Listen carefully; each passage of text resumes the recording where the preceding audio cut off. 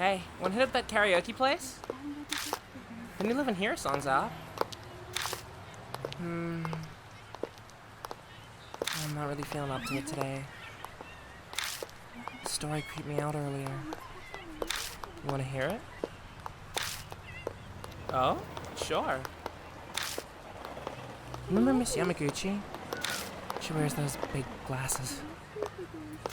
I heard she's gone missing. What? No one knows where she is? No, she just disappeared. Just up and poofed from the library. One of the student librarians said she was researching something there, but then she vanished. But she's super diligent, right? One of the students thought it was weird that she'd up and leave like that. So he checked in on her, but when he did, the only thing left was her arm. It had a really weird scar on it, so it was definitely her arm. A scar? Yeah, it looked like a dog bite. She showed it to me once. She had no idea where it came from. For real? There was a scar like that on Miki's leg, too.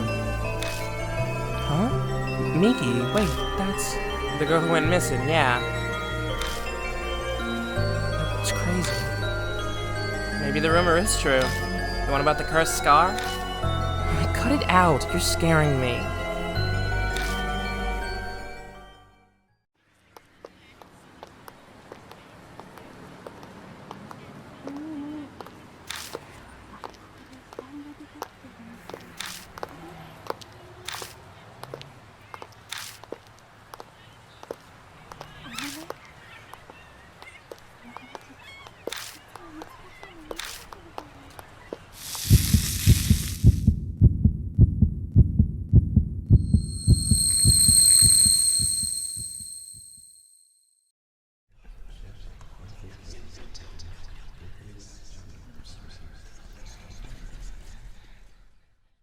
You're going to die at dawn. The bite-like mark singes your wrist as you hear these words.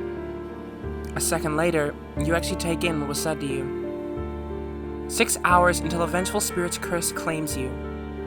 And you struggle for a minute to take it in. This doesn't seem real in the slightest, yet the proof is right there, burning its way into your arm as it dyes your wrist a pale red. The strange doll seated in front of you asks you a question. Will you fight the curse, or will you give in to your fate? Alright, you can do this. You calm down and ready yourself. But how the hell are you even supposed to defeat a spirit?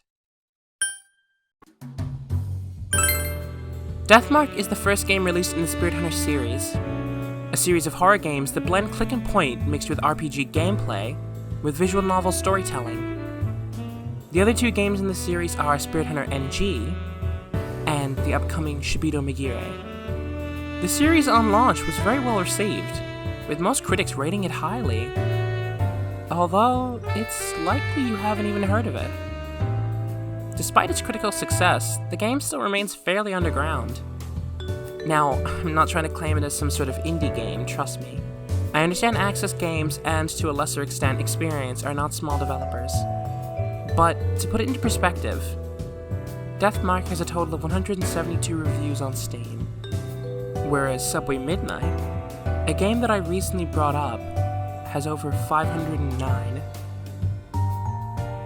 Now, to be fair, Steam was not where Deathmark was originally released, but it is where it's most easily accessible. The lack of community, or even general knowledge of this game, makes me sad, because the Spirit Hunter series probably has to be my favorite visual novel series of all time. So, if you'll hear me out, hopefully I can convince you why. In Deathmark, you find yourself standing in front of a mansion. No memory of who you are or why you're there. You continue to explore the place when a door leads you into a room with a grisly sight. What appears to be the house's previous tenant, a Miss Sayakujo, laying dead on the floor. Flowers and plants are sprouting up from her open wound. You try to readjust your eyes to get a better view, but then, in a flash, it's gone. As you continue through the mansion, you meet the only remaining inhabitant, a young feminine doll named Mary. Mary explains to you your situation. Right now, you're being affected by what is known as the Mark. The Mark is a supernatural curse which makes its victims slowly lose their memories and experience delirium, until eventually, it kills them in horrific ways, leaving barely any trace of its existence. So far, no one has survived this curse, not even the one who was the most knowledgeable on them, the late Miss Cujo.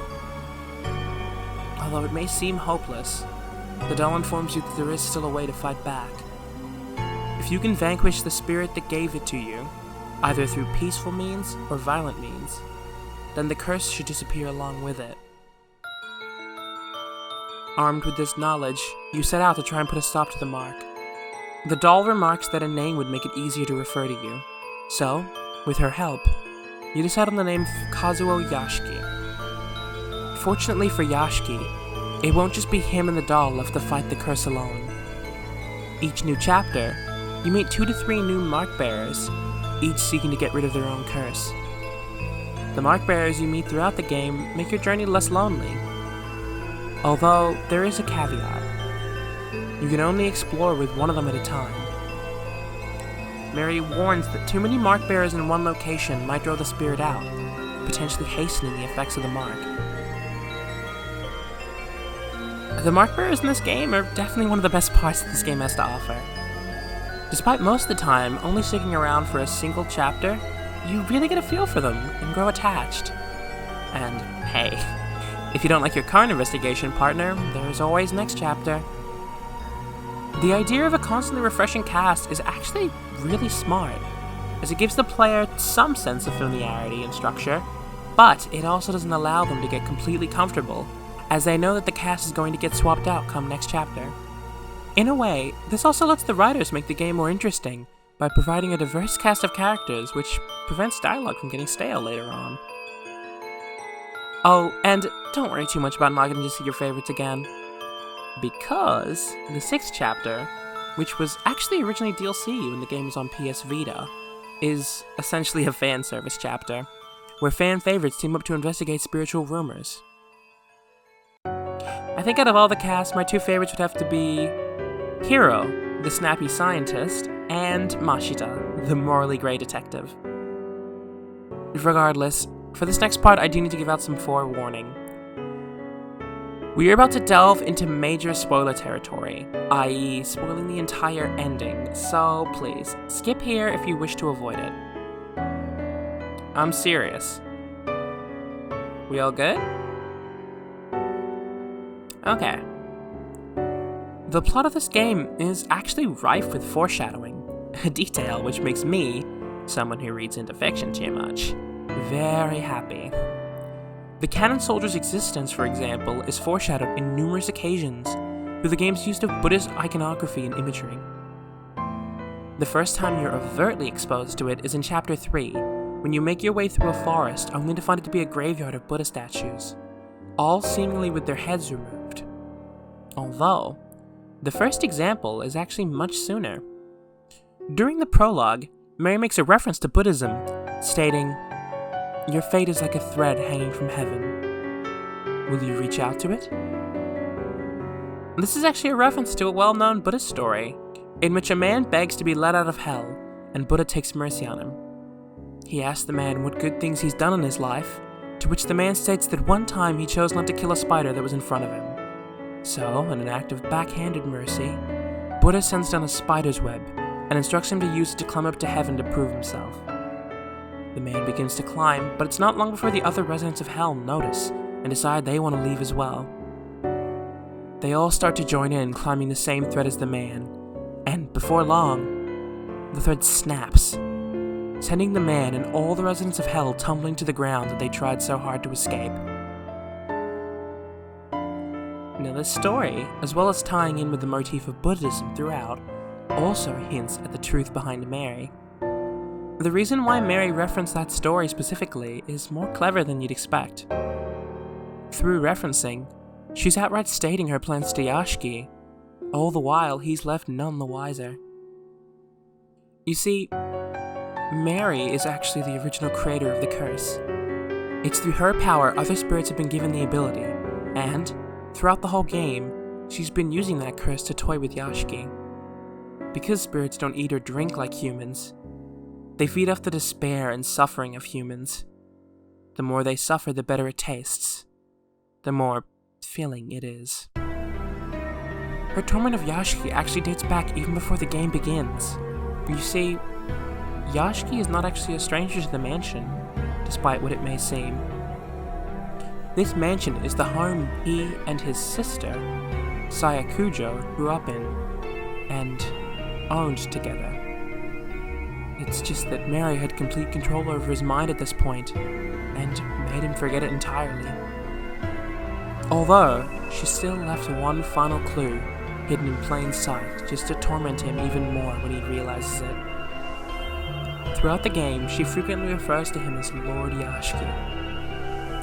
When translated into English, the name Yashiki roughly translates to mansion. So, throughout the whole game, she's actually been referring to him as Lord of the Mansion. Story throughout Deathmark is told through a simplified visual novel format. The problem with this is, it's a bit too simplified, meaning that things like character names are sadly omitted. This can make the story slightly harder to understand, as sometimes you can't tell who's actually talking, until they either show the sprite or give it away with context clues. This doesn't affect the game as a whole too much, but it still is a detractor from the overall experience. Now, moving past the visual novel segments, this is where the game gets interesting. The main actual gameplay of the game consists of investigation segments. In these, you partner up with a mark bearer and investigate haunts in a point-and-click style. It reminds me a lot of those hidden object games I used to play as a kid. Although, here, everything is set up more like an RPG dungeon with its layout, and the way you move through rooms using the arrow keys. This game originally was actually intended to be an RPG, and there's still some leftover of that in the game, with the health bar and the skill levels that each character has. While moving through haunts, if you click on the bottom of your screen, you're able to bring up your flashlight to interact with things in the room. Whenever you mouse over something interactable, it gives off a small glint, which is a really unobtrusive way to let the player know what they can click on. When interacting with certain objects, the player is then prompted with 4 options: feel, tool, end, and look. These options allow the player to more dynamically interact with their environment, and actually have a play in puzzles themselves. Although, probably one of my favorite features of gameplay would have to be the spirit file. The spirit file gets updated as you continue throughout the haunt, and gives you an outline of what's happening. But, best of all, it lets you get more into the mind of Yashiki. Alas, I've been talking for a while and I've neglected to mention probably the most important part of investigation. Live or die.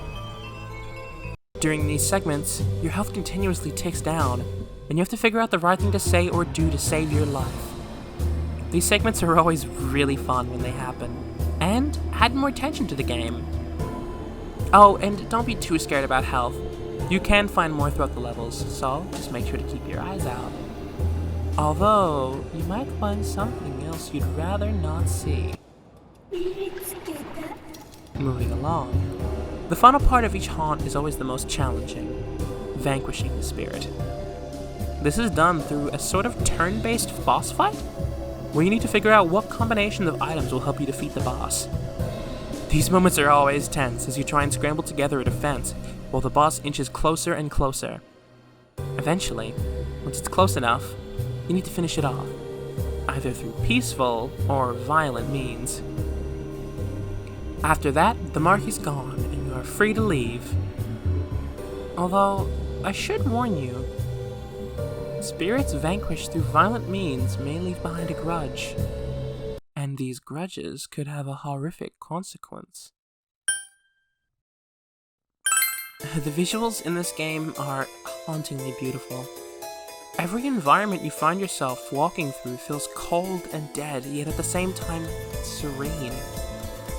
These locales are also so distinct and different from each other ranging from an abandoned school to a haunted forest, all the way to an underground military bunker, each coming to life with the beautiful artwork and the haunting sound design.